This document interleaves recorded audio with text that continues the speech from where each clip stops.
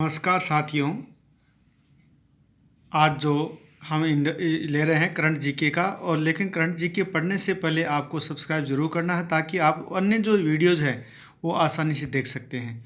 देखो, आज जो मैं पढ़ाने वाला हूँ वो 15 से लेकर के 20 नवंबर तक का जो करंट जीके जो सिलेक्टेड क्वेश्चंस है और जो आने लायक है एग्जाम्स में, वही मैं करवा रहा हूँ। तो सबसे पहला जो हमारे क्वेश्चन है कि G20 का शिखर सम्मेलन हाल ही में कहाँ पर हुआ है। तो आपसे क्वेश्चन ये पूछा जाएगा, तो इसका जवाब हमें आपको ये देना है कि G20 का शिखर सम्मेलन इंडोनेशिया के बाली द्वीप पर हुआ है। ये बाली जो है कहाँ पर है? इंडोनेशिया देश में है। और यहाँ पर सबसे ज़्यादा जो भारतीय मूल के हिंदू ज़्यादा निवास करते हैं। और यहाँ की जो सबसे बड़ी अच्छी बात यह है कि यहाँ पर हिंदू और मुस्लिम बड़े ही सहयोग के साथ में रहते हैं इस द्वीप पर।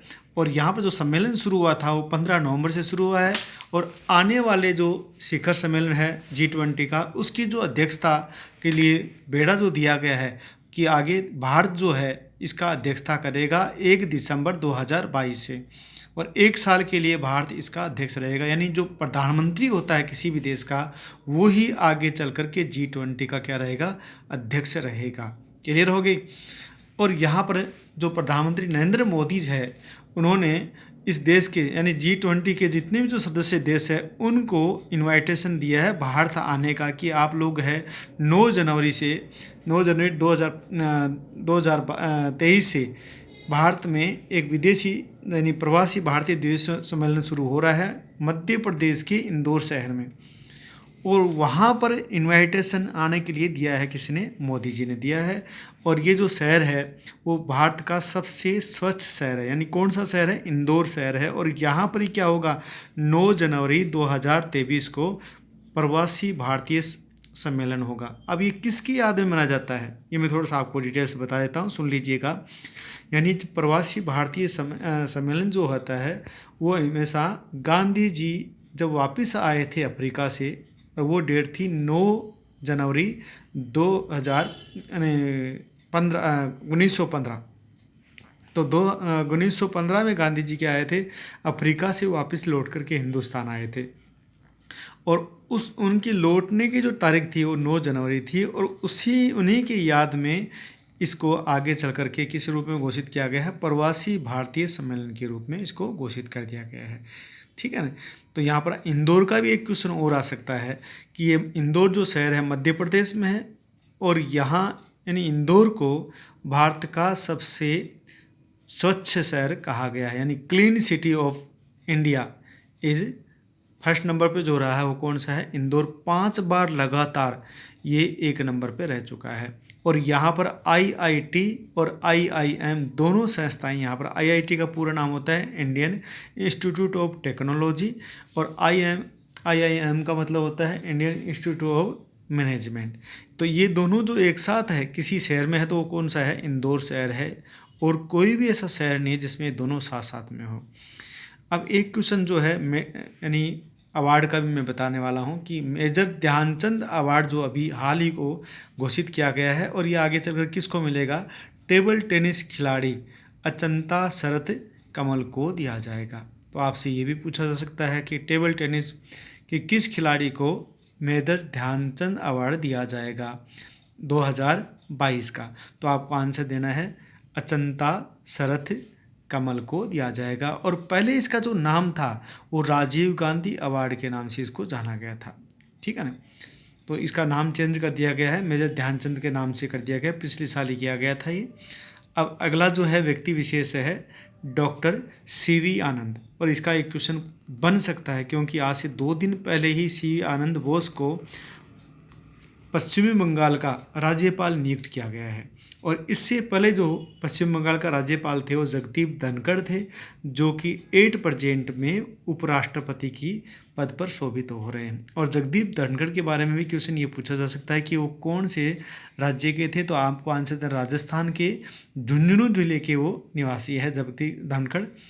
और 8 में उपराष्ट्रपति बन चुके हैं और इस कारण से उनकी पोस्ट खाली थी। पश्चिम बंगाल के वो राज्यपाल थे पहले, और 8% में उनके स्थान पर किसको भेजा गया है, CV आनंद बोस को भेजा गया, जो कि एक पहले फॉर्मर IAS के रूप में काम कर चुके हैं मोदी सरकार में।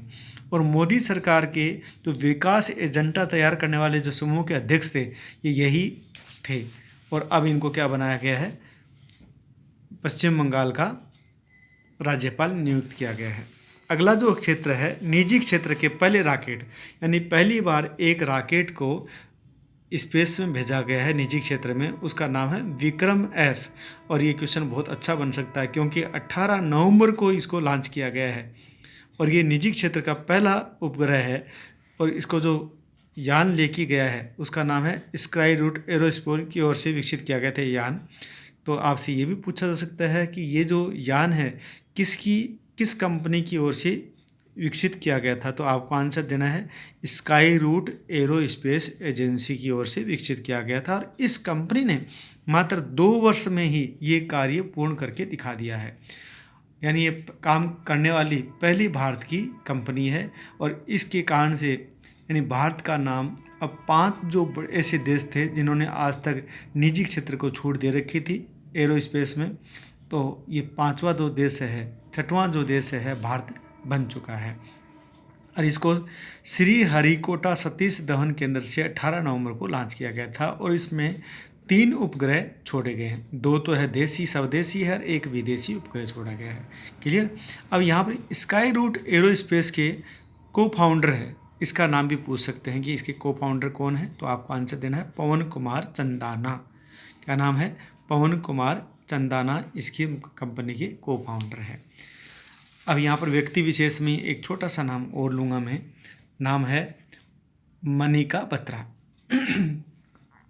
अब मनिका बत्रा जो है पहली महिला खिलाड़ी है टेबल टेनिस की जिसने एशिया कप 2022 के फाइनल में जगह बनाई है।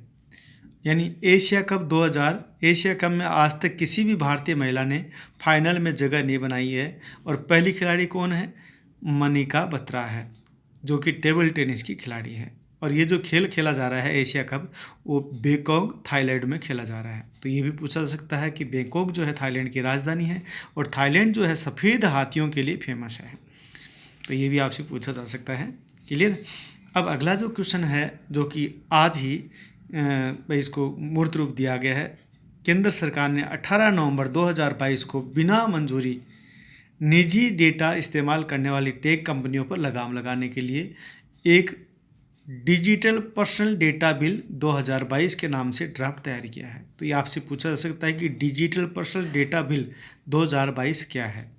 तो 2022 का जो बिल है ये किस उद्देश्य से तैयार किया गया है, यानी कंपनियां जो है डेटा टेक कंपनियां हैं उन पर लगाम लगाने के लिए, ताकि कोई भी जो उपभोक्ता है उसका डेटा ये कंपनियां इस्तेमाल नहीं कर सके।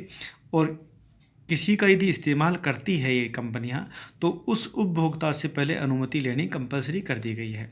यदि बिना अनुमति के यदि ये इस्तेमाल करते हैं तो उस कंपनी पर 250 करोड़ रुपए तक का जुर्माना लगाने का प्रावधान पर विचार किया जा रहा है।